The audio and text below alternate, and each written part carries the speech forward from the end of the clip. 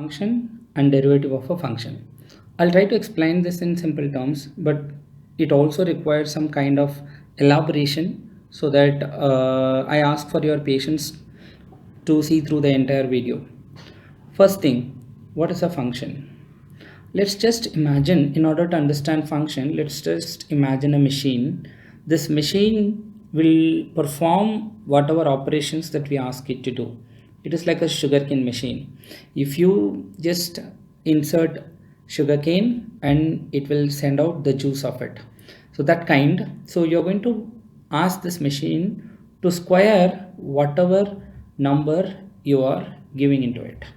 Suppose the input is what the number that we give, output is what the machine does.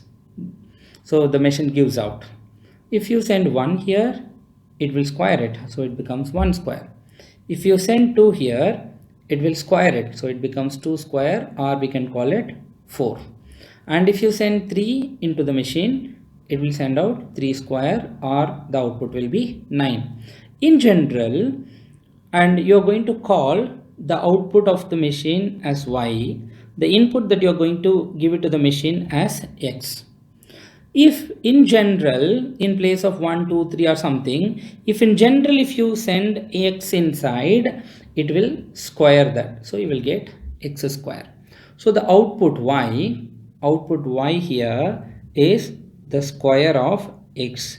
Then we call y is a function of x, because the value of y is dictated by x. Whatever value of x, the square of it is y. Then we call it y is a function of x. That function is nothing but x square. You can imagine n number of functions. So you can also ask the machine to perform even more complicated operations, like, so whatever input is given, you do this. You are going to ask the machine like this, not a simple square. This operation you are not going to give it to the machine. You're going to give it to the machine. If someone gives you x, you do this function, like first take the fourth power of the input given and add 3 times the input and add one more 10 to it. So this is here, y output will be like this. So the function y here is equal to x power 4 plus 3x plus 10. This is also, y is again here a function of x. Little bit more complicated function of x. The function of x could be anything. You might even ask to take the fourth power of it. So x power 1 by 4. It can be y is equal to x divided by root over x square plus 3. These are some examples of a function of x. Here y is a function of x. This is called in general a function.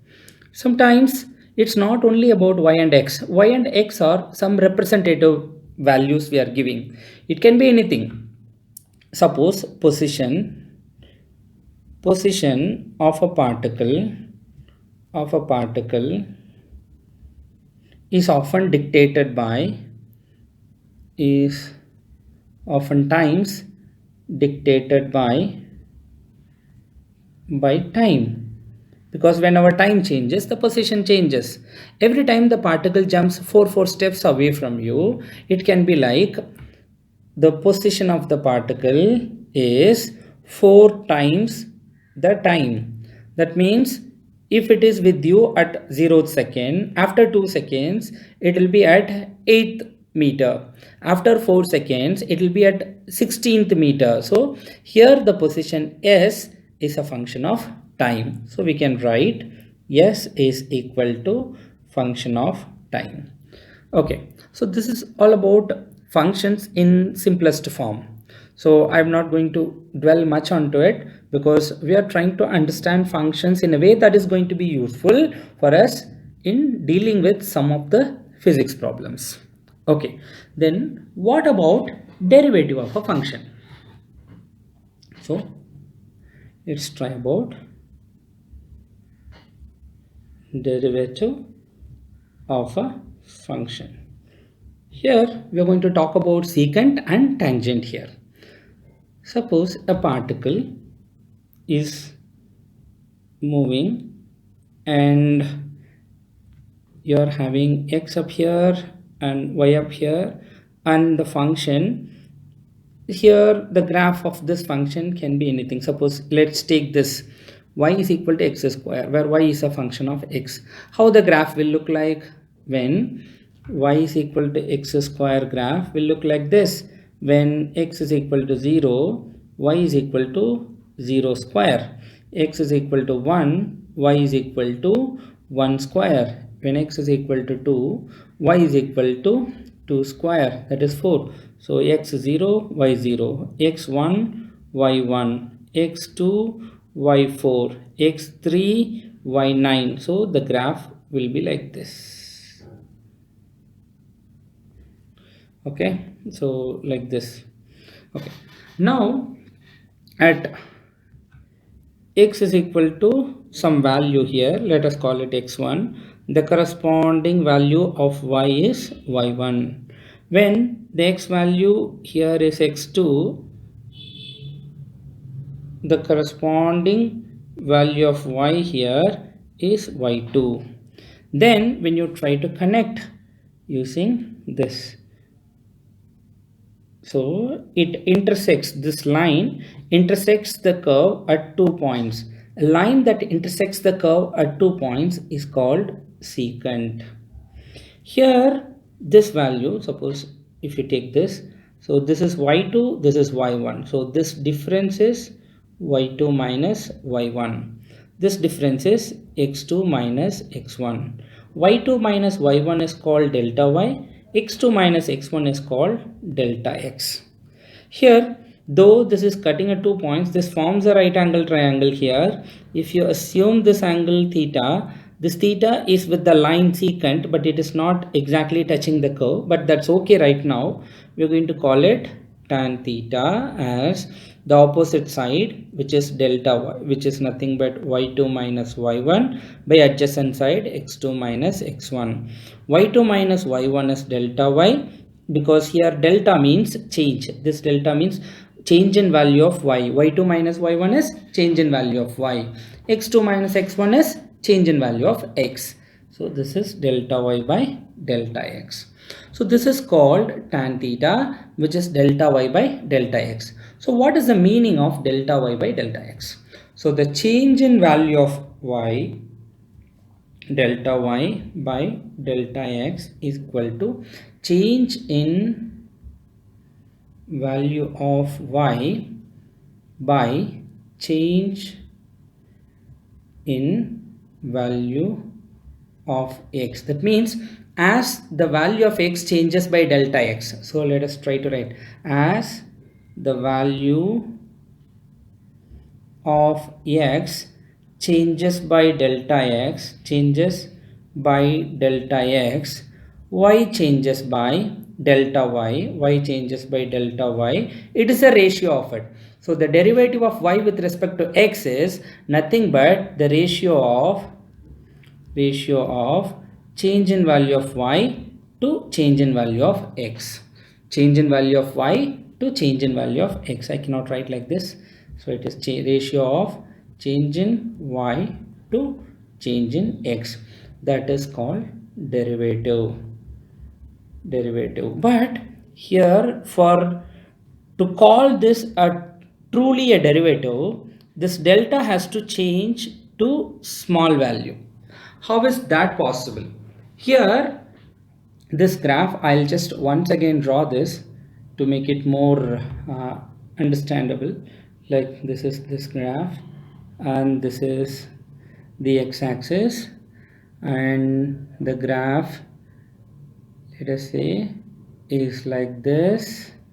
And because when you choose x and y so far away, if you choose x1 here, the corresponding y1 here, x2 here, the corresponding y2 here, then this is truly a secant. It will then, when you draw a line connecting these 2 points, it will cut exactly at 2 points. What if you choose x1 is here and this is x1 and x2 is here. But when you make x2 closer to x1, suppose if you choose your x2 up here, x2, what happens? The corresponding value of y2, if x2 is chosen here, the corresponding value of y2 will come here. Then if you draw the same line connecting these 2 points, this is still cutting at 2 points, but it is almost along the curve. When you make x2 so close to x1, and the corresponding value of this is x2 and the corresponding value of y2, you are slowly inching up or inching the value of x closer to the other value of x closer to 1. Now this time when you draw a line, this is almost touching the curve at only 1 point. While this line cuts the curve at 2 points, this is called a secant. The other one was still a secant, but the third one, when x1 and x2 are very close, this becomes a tangent. A tangent and secant are lines. Line that intersects the curve at 2 points, line that intersect the curve at 2 points, whereas tangent cuts the curve at only 1 point. So this value of x2 minus x1, this x2 minus x1, we have been calling delta x. X2 minus x1 we have been calling delta x. When x2 and x1 are very close, this delta x value is very small. In place of this delta, this capital letter delta, the Greek capital letter delta, we are going to use Greek small letter delta, that is small value, and x delta x. Because x1 and x2 are very close, you look at here, this y2 and y2 minus y1 is also very small. Then this delta y is also approximately small delta y. So because x2 minus x1 is very small, y2 minus y1 is also very small. So in place of capital delta, we will refer to this as a small delta because that value of change is very small. Then what is derivative of y with respect to x? Derivative of y with respect to x is delta y by delta x. Delta y by delta x. If delta x is very small, if delta x is very small means approximately 0, at that time this capital delta x becomes small delta x and capital delta y becomes small delta y. At the limit of delta x tending to 0, the change in value of y divided by change in value of x is truly delta y by delta x. This is small delta y by small delta x. For writing convenience, we are going to write it as dy by dx. So when delta x tends to 0, the ratio of change in value of y to change in value of x is called derivative of y with respect to x. So at this limit, we call this derivative of y with respect to x. So the question is, what if the denominator tends to 0? Won't it become infinity? Won't it become, the derivative of anything become, won't it becomes infinity? Then the answer is no, a big no, because when x gets smaller and smaller, y also gets smaller. One simple example I will give. Suppose what the simplest function that we initially chose here was y is equal to x square. So let us take up that function. So y is equal to x square. When you change the value of x by a large amount, then let us see, change instead of increase or decrease. It can be anything. Decrease. If you change x by 2, x by 2 means let us increase x by 2. Let us increase x by 2. Then when you change x, y also changes. So initially y was equal to x square. When x becomes x plus 2, then x plus 2 whole square is not y. The original value of y plus that increase in value delta y. Here you change the value of x by 2. This is called delta x. So it will be like when x becomes x plus delta x, then the value of y becomes y plus delta y. Here y plus delta y is equal to x plus 2 the whole square. X plus 2 the whole square is x square plus 4 plus 4x. Then we know that y is equal to x square. Then delta y is equal to 4 plus 4x. So now here the delta x, the x change in value of x is large, change in value of y is also large. Let us talk about something even better, like change the value of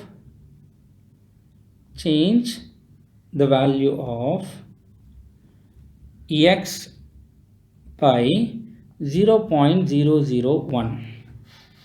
You change the value of x by 0.001. So what happens here? Because x is equal to x plus 0.001, then y also change, because this is x, this is delta x.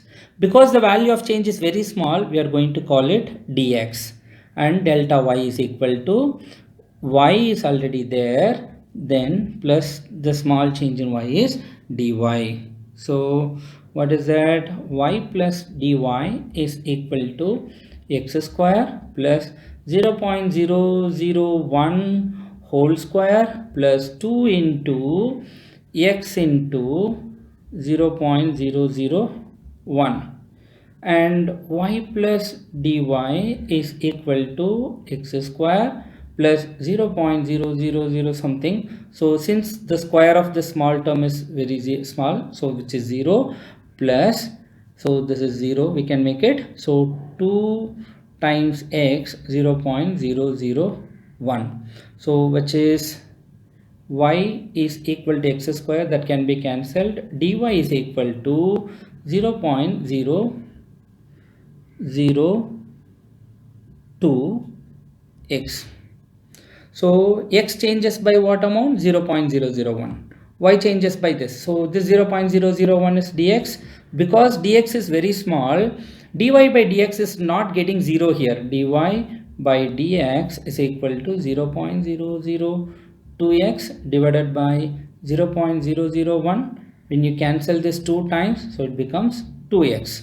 So it is a finite value. It's a finite value and not 0. This is the meaning of derivative, because derivative happens when you find the change in value of one with respect to other for a very small, we call this infinitesimally small value.